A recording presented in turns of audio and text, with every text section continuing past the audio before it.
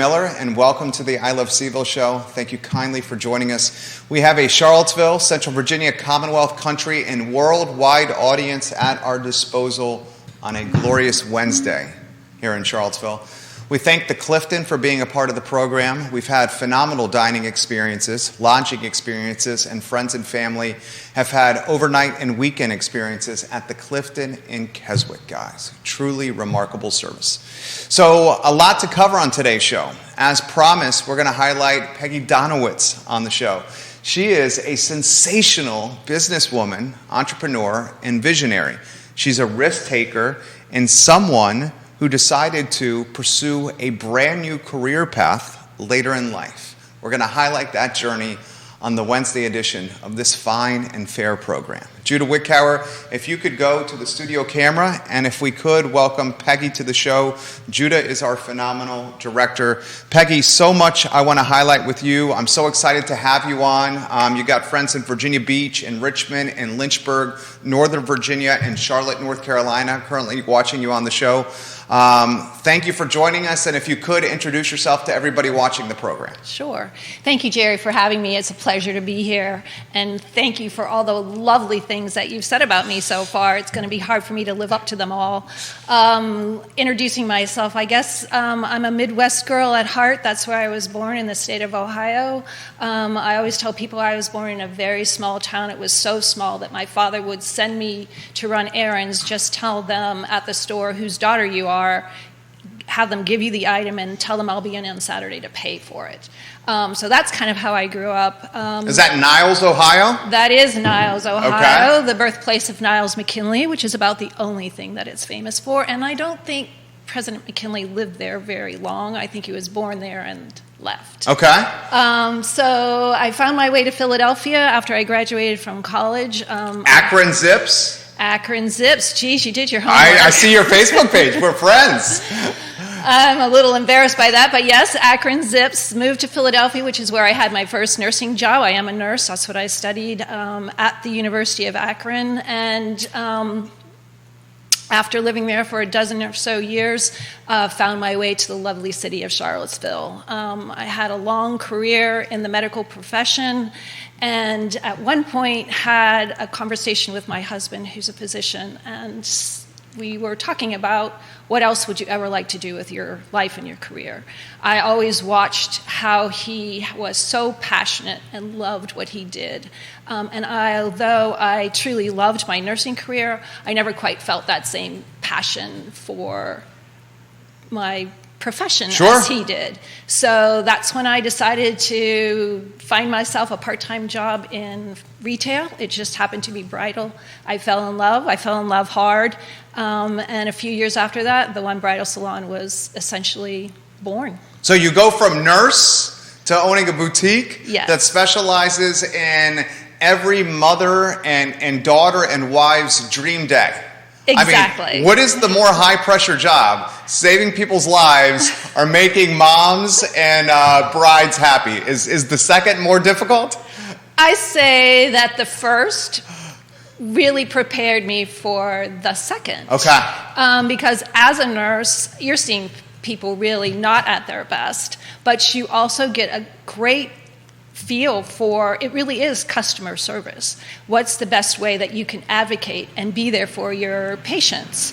So I think that translates very easily over to the wedding dress business and making sure that you're advocating for that bride, that you're truly listening to her, that you're understanding what her vision is, how that dovetails perhaps with the other people in her family. It may or may not jive, and how can you do the best job to advocate for her that she truly gets the dress of her dreams. Very well said. Judah, check your Facebook Messenger if you could. Peggie Donowitz, our guest, already have questions and comments coming in. Our heat map is showing folks in Ohio watching the program right now. That could be Peggie Donowitz's influence on the program. And if you, the viewer and listener, want to give Peggie some props, just put your comments in the comment section and I will relay them live on air. So walk me through this. You and your husband have a conversation and you want to go from being a nurse, the profession you've only known your entire life, yes, to going into a boutique wedding business that you were going to own, that you were going to launch, create from scratch, manage, staff, operate, and grow. Yes. How did that play out? Okay, so let me think about that. I think I first realized that I was always working part-time in a bridal salon. Okay. So I was getting a feel for the business part of it, but very peripheral. And also, I had always really loved fashion clothing. I was always the go-to, will you go shopping with me? Will you help me pick out my clothing? My mother always said, you know, you have an eye for fashion, but I'm never sure what that meant. Yes, I have two eyes, but... Well, and you're a cool exactly. lady. What you're does a that cool mean? lady. People like to be around you. So anyways, I started diving into that. And you know, it wasn't, although I made it sound like it was an overnight decision, it did take several years of mulling and kicking the idea around. I reached out to the Small Business Development Center, and they had a one-day seminar about how to start a business, which I attended, which then just kind of planted the seed, and it kept going from there. Beginning to do some research, somebody turned me on to the CIC. So again, I signed up for their workshop, their 16-week workshop on how to start a business, where you end up with a business plan. And that very nicely dovetailed with where I was currently at with the business. I had already signed a lease. I had already started reaching out to designers, choosing my collection for the dresses that I wanted in the store.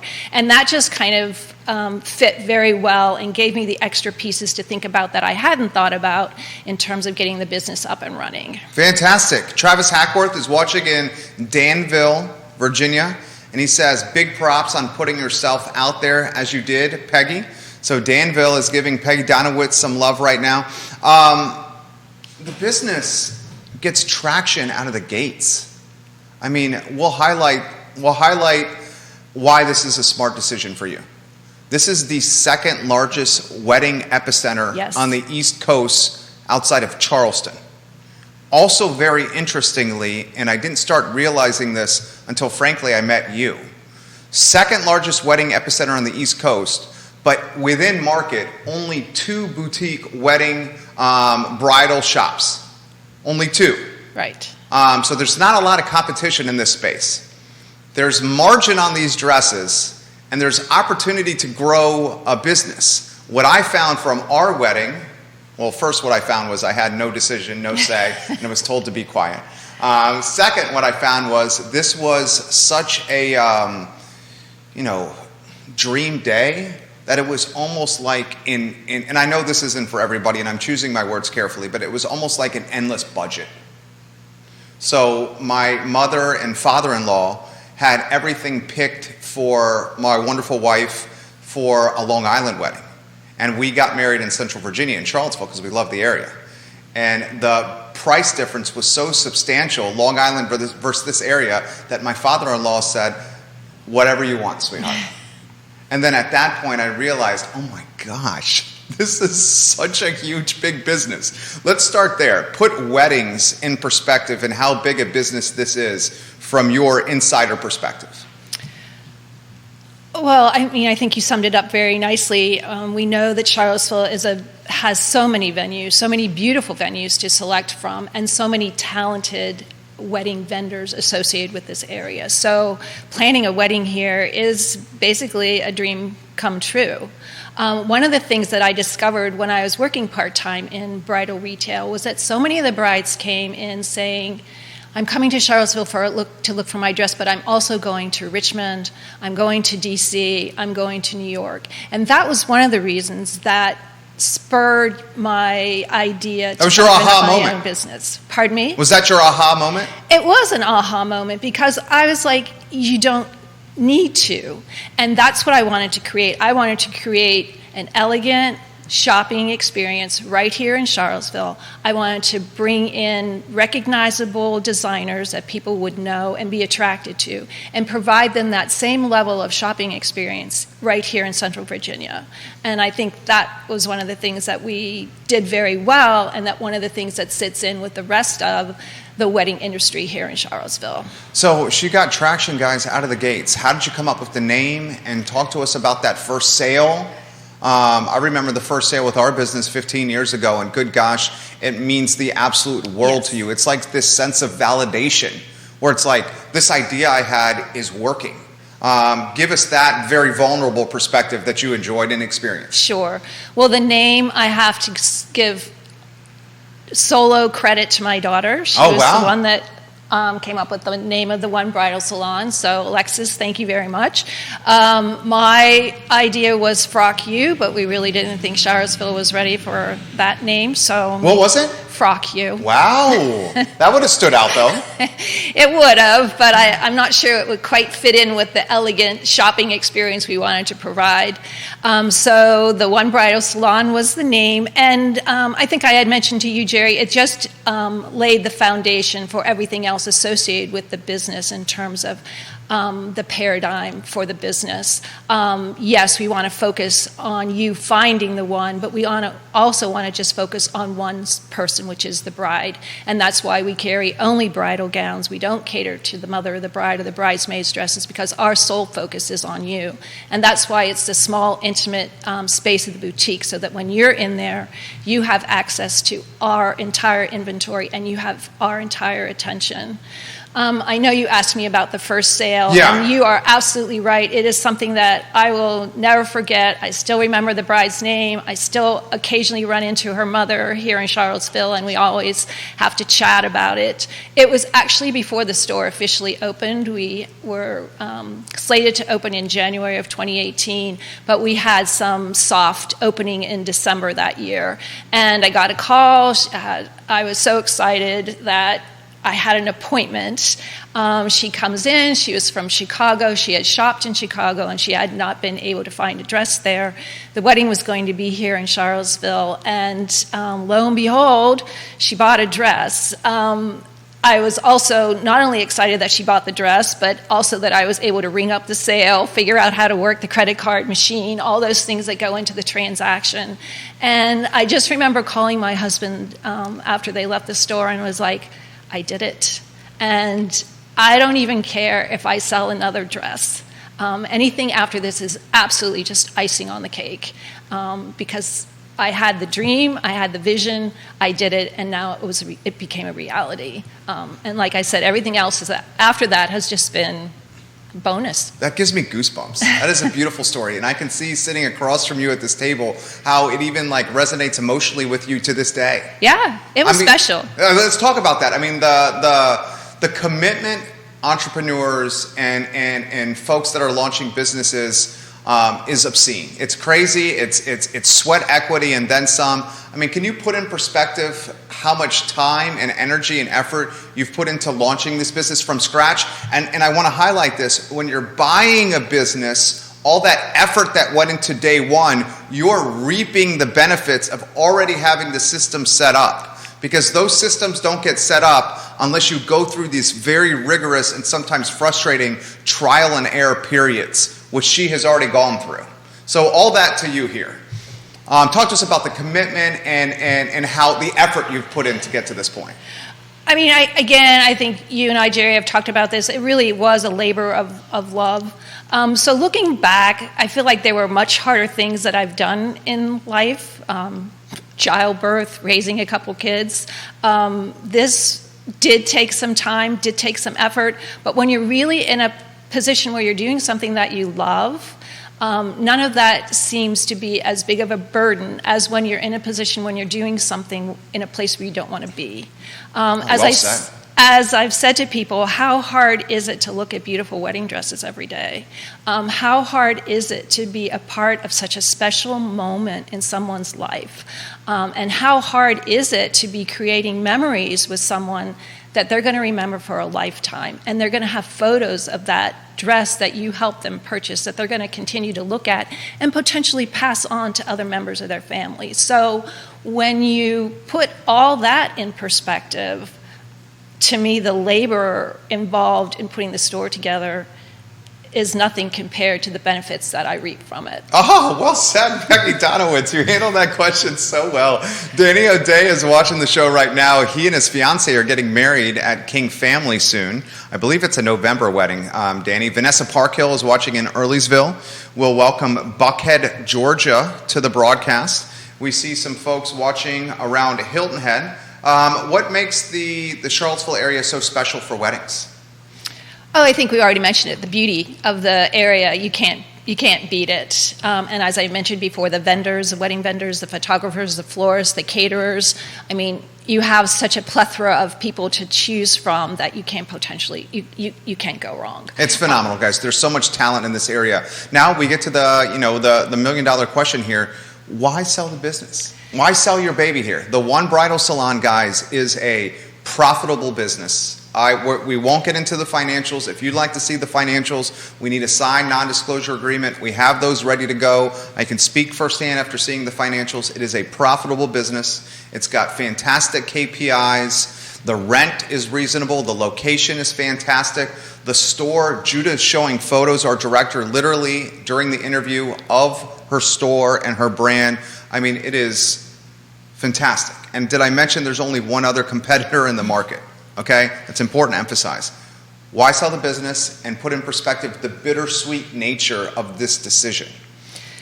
So I guess I'm going to answer the question first by saying that whoever we sell the business to, it's so important to me that the brand maintains the brand, that we continue to provide an elegant, relaxed, exquisite shopping experience to our customers, and that we continue to focus on those customers, and that they're our number one priority. The decision, as I said to Jerry earlier today, I vacillate on that. It's a hard decision to come to, but I'm going to go back to that husband of mine that I mentioned earlier. He has since retired. One of the reasons why I opened the business was it gave me something to do on Saturdays when he was always at the hospital. So now that he's retired, I found that it's a little harder for me to get motivated and get up and go to the store on a daily basis. And we have lots of things that we'd like to do. I have some grandchildren I'd like to be able to spend more time with. So it's just really a personal decision in terms of where I want the next part of my life to head. But it's bittersweet. But like I said, the important part to me is that we maintain that brand and our commitment to our customers, whoever may take over the business. Very well said. Very well said. Questions are coming in for Peggie Donowitz. First, you're getting props from Kimberly Gibson, who's watching the show and giving Kimberly's you some former bride. Former bride is giving you some love right now. Yes. We'll welcome folks in Short Pump to the broadcast, in Williamsburg to the show. So I'll throw this to you. Kelsey Klein asked this question, and I have a follow-up on Kelsey's. She said, how did you guys manage through COVID when much of the industry slowed down? That's a great question. It is a great question, and I think we were closed for 2 months as required by the governor. Traditionally, April and May are quiet bridal months anyways in terms of sales. But once we opened back up, even though much of the wedding industry was in turmoil and turned topsy-turvy and things were being rescheduled, in my mind, and I truly believe this, the dress for many people became a tangible item. So even though dates were being revamped and revitalized, they might be needing to choose other vendors and a different venue, they could count on the fact that I have my dress, and that's not going to go anywhere. That's true. I never thought about it that way. The dress was something that they could hold and that they can touch, and if they needed some reprieve from the pandemic, they could walk into their home, see the beauty of the dress, and be rejuvenated with the dream of a wedding. Right. Exactly. I never thought about that. The dress was almost hope. Yes. And it was, like I said, a very tangible evidence that, yes, someday my wedding is going to take place because here's my dress. Very well said. So, Kelsey, great question. Great, even better answer from Peggie. So, this business, why do you see opportunity and potential for whoever takes the baton from you? I think partly is because I am an older entrepreneur. I know that I had to embrace social media. I don't love dealing with social media. And I'm sure that we could probably do better with regards to that in terms of our outreach and our contacts. I'm also a fairly private person. So again, reaching out and partnering with other businesses and vendors within the industry is not my strong suit, and I know that. And I think there's a lot of potential there for someone to come in as a new owner and to make those connections and to build the brand and to build the store a little bit bigger via those avenues. Well said. Let's highlight the channels, website and social media channels. Where can we find you online? The One Bridal Salon. Yeah. And the website, guys, is elegant. The social media channels convey in the deal, as does the inventory. Highlight some specs. $75,000 of inventory here. Actually, it's probably a little bit more than that. And right now we are waiting for our fall 22 collections to arrive. But we carry dresses by Jenny Yu, which has been one of our best sellers since we opened the store. She is unique to the Charlottesville area. We also carry dresses by Pronovius, who have just some of the best and most elegant dress designs, I think.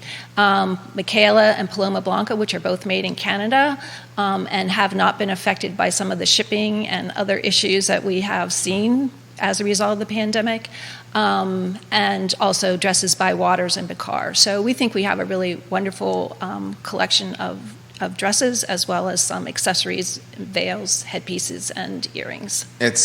She has made just an absolute amazing brand.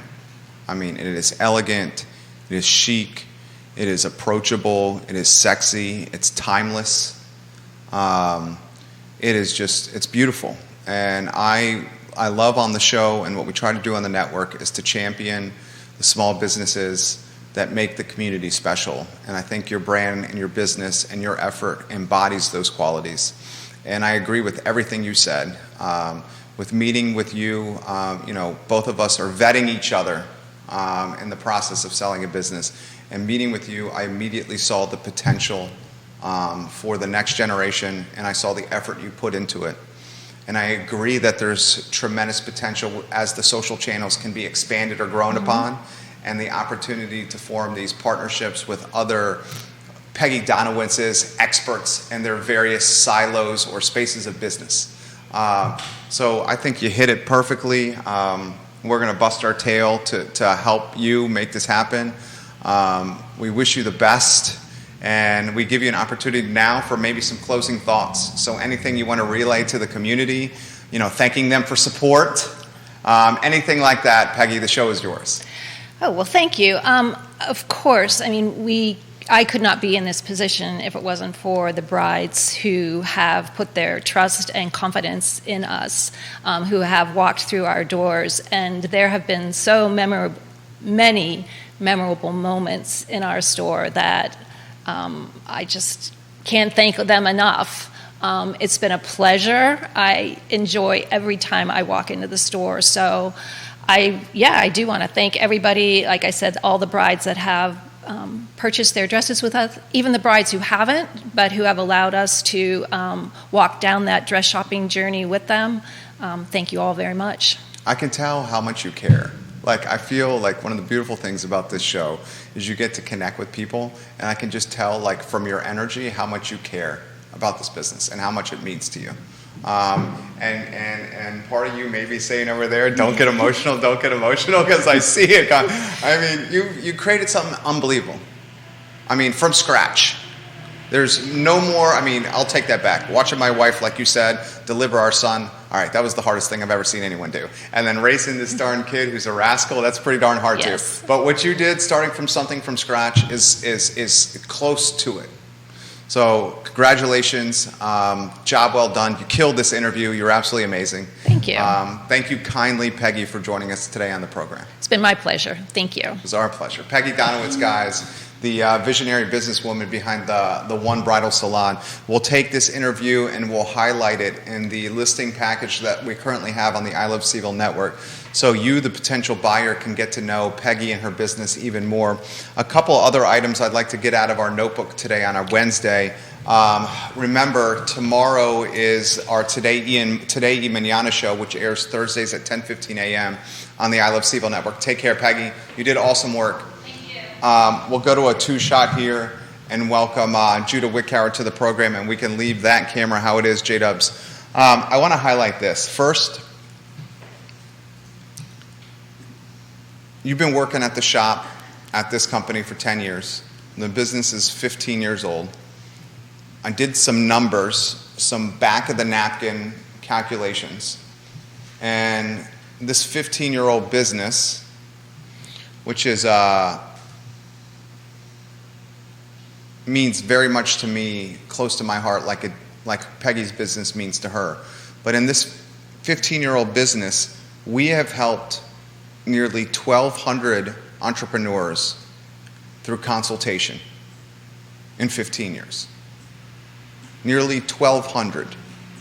And that's probably a conservative estimate. One of the common denominators I've noticed for the successful ones is the willingness to commit to the brand or business at all hours, weekends, nights, holidays, funding businesses through personal loans, and taking on debt to take businesses to market from scratch. That is not for everybody. And we like to champion the ones that do this because it's the small businesses that make this community special. You've had the pleasure of seeing and getting to know this brand and business as well, Judah, by heading over there for a couple of photo and video shoots. I think you would echo some of the sentiments that I just relayed on air. Oh, definitely. I mean, that place is amazing. And I was definitely impressed when I was making my rounds, taking photographs, taking video, and just witnessing Peggie at work. Yeah, well said. We encourage you guys to check out ilovecville.com. I'll give you the URL, and if you want to put it on screen for us as well, ilovecville.com/the one bridal salon for sale. ilovecville.com/the one bridal salon for sale for information. It speaks for itself. It's an opportunity, undoubtedly. All right, that is us for us on a Wednesday. Tomorrow we're going to highlight a couple of points. We have we now have Robinhood cutting 23% of their jobs, the stock trading platform. And we now have the automation that we've been talking about for most of this year coming to Main Street and mom and pops. The automation in restaurants is not just for Chipotle and White Castle and KFC and these big brands. Now automation is becoming a reality for mom and pops as businesses specializing in the creation of automation or robots for mom and pops are becoming more ubiquitous than ever. On tomorrow's show, we will relay to you the affordability of automating your business with robots and technology. We will put in perspective the affordability in comparison to humans, human capital, staffing your business. The upfront cost for the robots is significant and noticeable, but that upfront cost becomes tangible and manageable as you start not having to pay humans to do the work week in, week out, every 2 weeks, a paycheck, not needing to go out of your payroll or out the door. So that topic on tomorrow's program, so much to cover as we try to champion and cherish the Charlottesville and Central Virginia community here at the I Love CVille Network from our studios in historic Charlottesville, Virginia. For Judah Wickower, my name is Jerry Miller, and it's the I Love CVille Show on a Wednesday. Take care.